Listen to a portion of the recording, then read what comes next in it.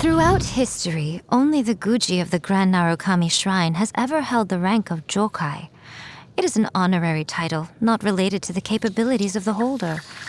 But of course, if I were to declare myself the most powerful Jokai in history, I don't see why there'd be anything wrong with that. C0 Showcase, let's go. Hello everybody, my name's Sam. I make waifu meta content, and in today's video, we're going to be doing a C0 4-star showcase with Yae Miko, as well as my first impressions on her right off the bat, day one. This is not going to be a full guide. We're going to be talking about her talents real quick. We're going to show off her talents, and we're going to show off my build, and we're going to show the best team that I felt was good day one. Quickly, don't forget to like, subscribe, and comment on the video so that we can boost it up on the algorithm. And without further ado, let's get into the video. So for the 4-star weapon, I decided to go with the Solar Pearl. I was using the Witsith, but it's just a personal thing. Like the RNG of the Witsith, I really didn't like it. And also it's only for 10 seconds. And then we have a 20-second cooldown with this. And unlike Mona, I know the Witsith is really popular with Mona. And the reason it's popular is because you only need those 10 seconds for her burst. But with Yae Miko, it's not really focused on her burst. It's focused more on her elemental skill. And since she's an off-field DPS, you want that buff to last more than 10 seconds. Or you want something that is going to give her consistent damage for her off-field capabilities. So what I decided to use was a Solar Pearl for this. It's more consistent. Her normal attacks boost up her elemental skill and burst, and then vice versa. For my artifacts, I have 2-piece Thunder Fury, 2-piece Shimanoa, basically a safe option, a safe pick for your artifact set. I have 138 elemental mastery, I have 78 crit rate, and I have 196 crit damage, 115 energy recharge, 61 electro damage bonus, and I got 1932 attack. I have C0 talent 666. So real quick, everything that I talk about with her damage and everything,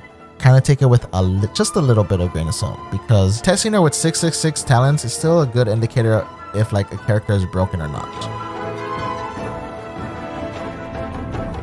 Let's start off with Yae Miko's normal attacks. She does 3, kind of like Yangfei. Honestly, her multipliers, I've already said this in the video before, they're basically like Mona multipliers, normal attacks and charge attacks more or less. And her attack stamina costs 50 as well. I will say that the normal attacks for her kind of feel slow, very slow. Her charge attack also feels slow whenever you do it. You can animation cancel it. You just gotta wait for the fox to go to the right side, and then you can jump cancel it. There's a little trick right there that you can use to spam those charge attacks, because you know the charge attacks, they go far. They do like 4 or 5 strikes in a vertical line, and so it can be pretty good, especially if you're able to group up enemies with like Kazuha or like Sucrose or some type of character that can CC enemies. For her elemental skill, the Seshu Sakura, you basically want to achieve level 3 damage at C0. So you want to try to get 3 in a row together or put them close to each other. Now the enemies don't have to be in that AoE of that talent. They can still hit the enemy from like not close. And I think this is the main focus of her kit that Mihoyo wants us to, or Hoyoverse, my bad.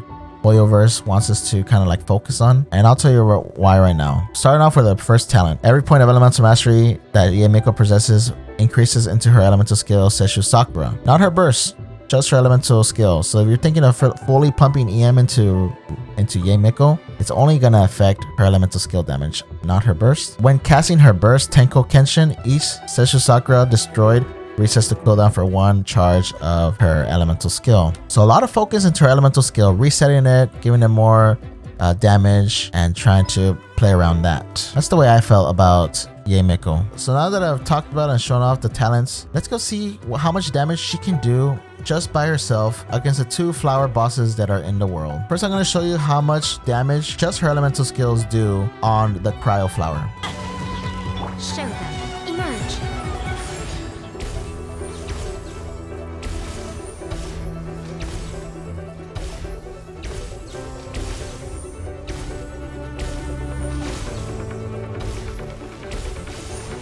As you can see, with talent 666 and a level 90 Solar Pearl, just with her elemental skills, we were able to get his damage down to about more than halfway. I did tap with her normal attack just to give that extra boost from the Solar Pearl. Overall, pretty decent. Now we combine everything, her elemental skill, normal attacks, and her elemental burst. When we do it on the cryo flower, we're able to get some better results, and she is able to take down that boss just by herself, and it's pretty decent damage. Right here. Right now. Emerge.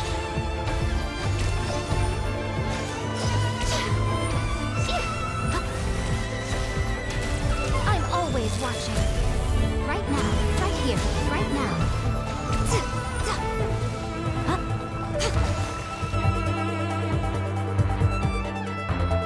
So in my previous video, I talked about how I wanted to pair Yae Miko first of all with Raiden Shogun because Raiden, you know, would battery up Yae Miko, and it's a very good combo. In the footage you're watching in the Spiral Abyss, the first floor, there's like no type of energy restoration with that stupid mechanical array. In another floor, you would be able to have Yae Miko's burst up consistently with the help of Raiden Shogun. So the rotation is pretty smooth. We start off with Yae Miko with her totems. We get Sucrose to lower their resistance and give us some elemental mastery for Yae Miko's totems. We do Bennett's burst. We go ahead and burst with Yae Miko so we can waste her totems and then they get reset. And then we plant her totems again and it all leads into Raiden Shogun. And the reason why we do Raiden Shogun last is because we want to boost up everyone's burst back up again so we can start the rotation, rinse and repeat. Pretty good rotation, pretty good synergy. These two Electro quote unquote mommies, I guess if you want to call them, they're really good together. I like Sucrose in this team more than Kazuha because we're able to pump elemental mastery into Yae Miko so we can boost up damage with her turrets. And because we have Sucrose on this team, we're able to give Yae Miko an attack percent sans piece so that way we don't have any diminishing returns with overdoing the elemental mastery on her kit. My next favorite team that I enjoyed playing was Mona, Yae Miko, Bennett, and instead of Sucrose, I enjoyed Fischl better. One, because with Fischl we have the high voltage electro resonance. If we put Sucrose instead of Fischl, we get rid of this, but that means it's gonna be hard to charge up Yae Miko's burst. I tried this team on floor 11 just to kind of give a more realistic approach on how the energy restoration is gonna work for this team, and honestly it's a pretty good team. We're able to focus on Mona and Yae Miko doing the most damage. Fischl was there for a battery and we were able to boost up our damage with Tenacity of the Millilith. Bennett with Noblesse, Yae Miko and Mona being the main sources of bursts DPS. And with Mona I put a Favonius Codex so that way we can get her burst up consistently because I wanted the focus to be around Yae Miko's totems and her burst, just pumping out the damage, and the rotations were actually pretty good.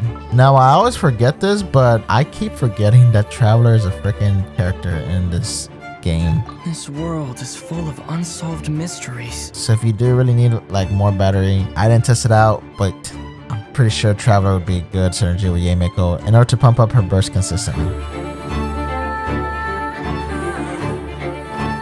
So overall, my first impressions with Yae Miko, at the time of this recording, I've been streaming for about 4 hours. At first, I felt Yae Miko was really clunky, but I think once we figured out her rotations and what we wanted to do with her, she felt better. Some first impression on her teams is that she's kind of not the most flexible. To me, placing those 3 totems, it just feels kind of clunky. It takes time to plant them, and then whenever you reset them, you have to plant all 3 of them again. It was awkward at first, and it felt like she was slow, but I mean, it's just the way she is. Like I said, it's just a first impressions video, so I mean, you don't have to take everything I say seriously. But as we got more into the stream, more into the night, I started liking her more and more. Combining her totems, her normal attacks, and her burst, she felt very powerful and able to burst up a lot of good DPS. Is Yae Miko a must pull at C0? Heck no. No way, Jose.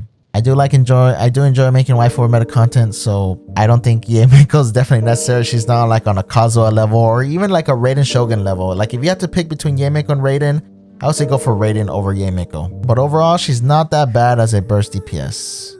And those are my first impressions of Yae Miko. I will be making more of a detailed guide tomorrow, so don't forget to like, subscribe, and turn on that notification bell so you don't miss out on that video. I do enjoy Yae Miko, and overall, she's a pretty balanced character, nothing overpowered about her. Anyways, I love you all so much, and remember, waifu over meta, and I'll see you all in the next video.